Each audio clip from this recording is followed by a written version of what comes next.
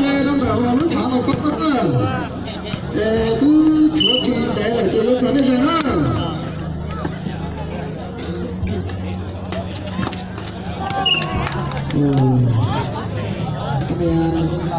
cái này phải nó phải cân to ha bây giờ cái nó ý nè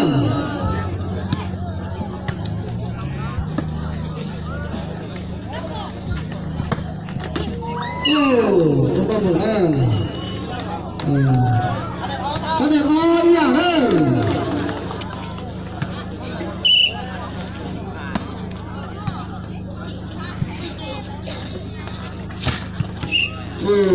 chị thao nhỉ chị thao từ chúng phê đó cái con đó cái này đâu cứ sáng để cho tôi to cái chuyện này cần đó nè rồi là xuyên chỉ mà chẳng hạn đó những tàu con rong cơ này nó chỉ mà xịt rồi có thì cái thì tàu ở đến tàu chỉ lái dòng dư chúa cho cháu chút tiền chút tiền đó không mà tàu đi con đó mua để hỏi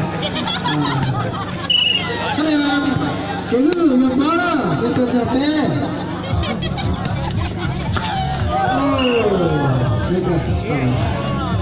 cái này đâu đi à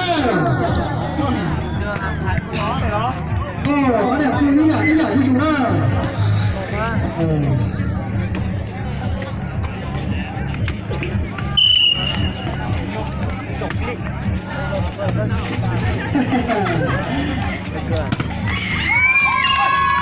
chúng ta có bé có cái mua chích xịt cho để phải tới một chậu ăn luôn cái một chậu ăn luôn làm thầu thế này ví dụ như nó phải chọn bao nhiêu nó đặt sản phẩm thì nó có thể lấy cho tổng cái trên cái tổng tổ xã cái xe nó đặt sản phẩm nó chúng nó làm thầu hoặc là nó chỉ là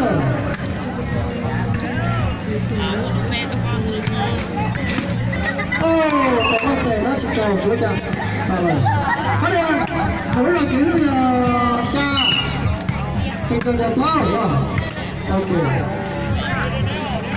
còn bạn bia rồi đây chúng ta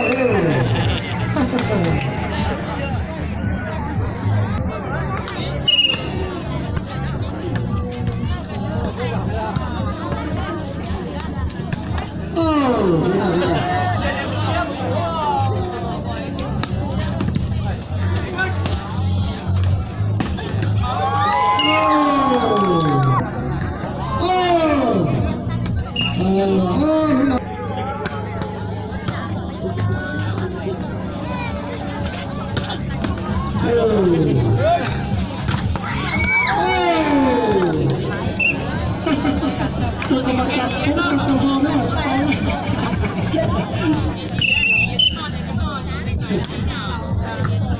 ơi chị ơi đây cho tôi tuần nữa đây ba tàu họ chỉ tàu đó tàu cái hàng trái thì nó chỉ tàu đó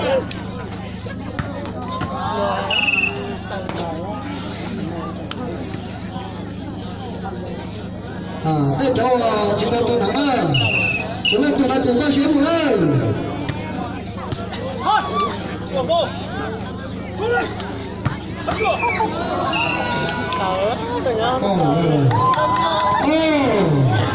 cho cái gì cái gì đó đây là việc cần cho đó đây là phải đấy này đây tôi sai ở đây đây cậu là tôi dùng hồ to nha lúc đó tống ở đây đi ra chặt nó đây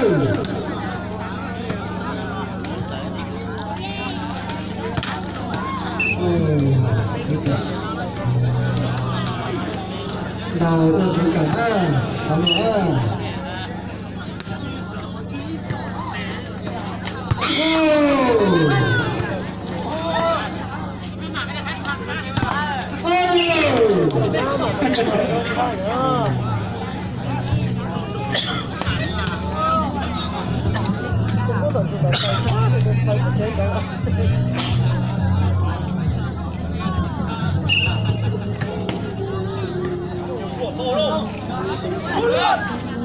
Hey!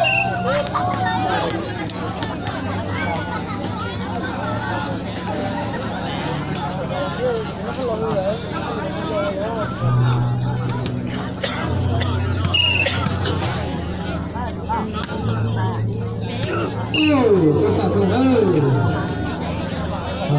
anh em muốn tập luyện gì? Cái hư là cổ bé là cổ bé.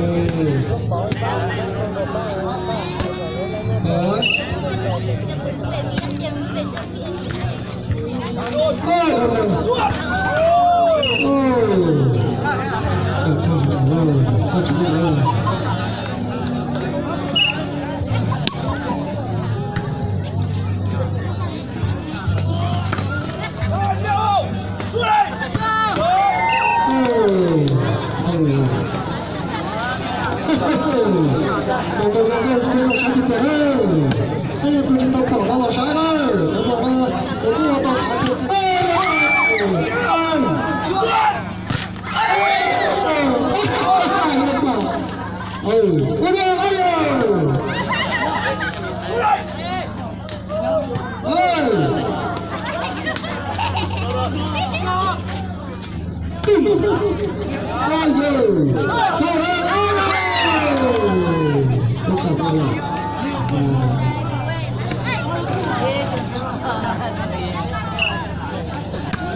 Hello, dạ hả? Nó chặt tốt cho nó đấy, chúng tôi chỉ tao cho nó chơi thả chơi và kia cho nó đấy. Lúc nào thì cái nó tôi chỉ tao lấy cho nó đấy.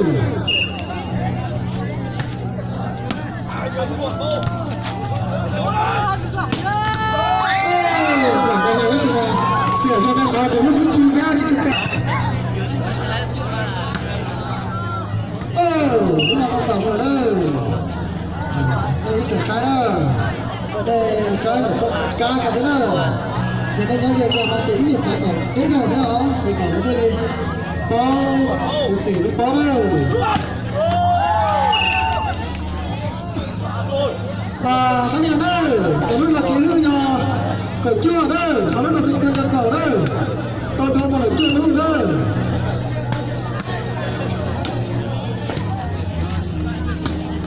Tôi còn một lần tôi còn điêu, còn điêu.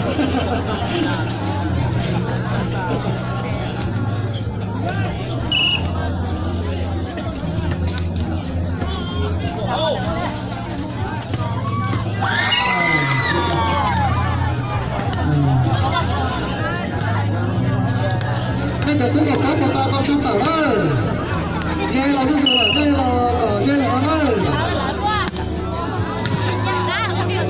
Đúng rồi, có ý kia, bản chất nó đây.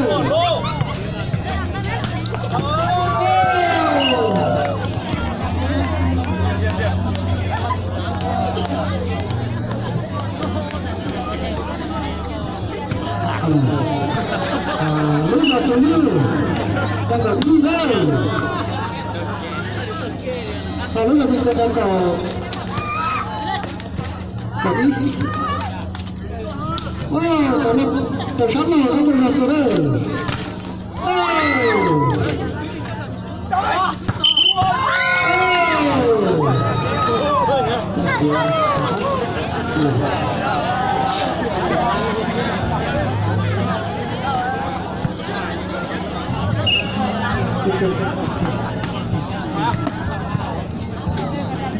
hello, trong tàu này đây, đây trong chúng tôi này đây, chưa, người ta tôi vừa vào các bạn đây, đây là họ tên là tháo gì đó là, nước cháo cho này nó đây, đây đây,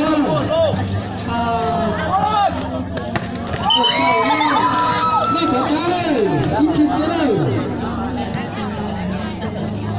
Cậu y Thành ơi, Thành chơi ở phía lá hả? Thành phía lá đây, chúng tôi tôn nắng đây. Đây là cháu tôn nắng đây. Đây là tôi sẽ sang ở đây đó đây.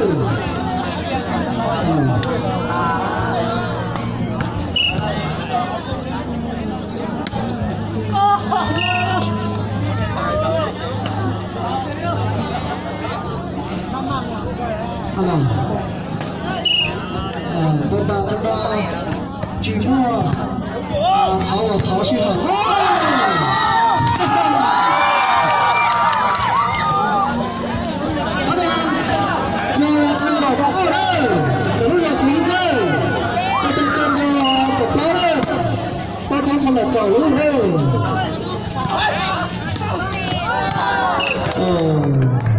ta tập một tàu đây cho tôi tiền cho cái tàu hơi nhanh nhá tàu vào xin hỏi đâu đấy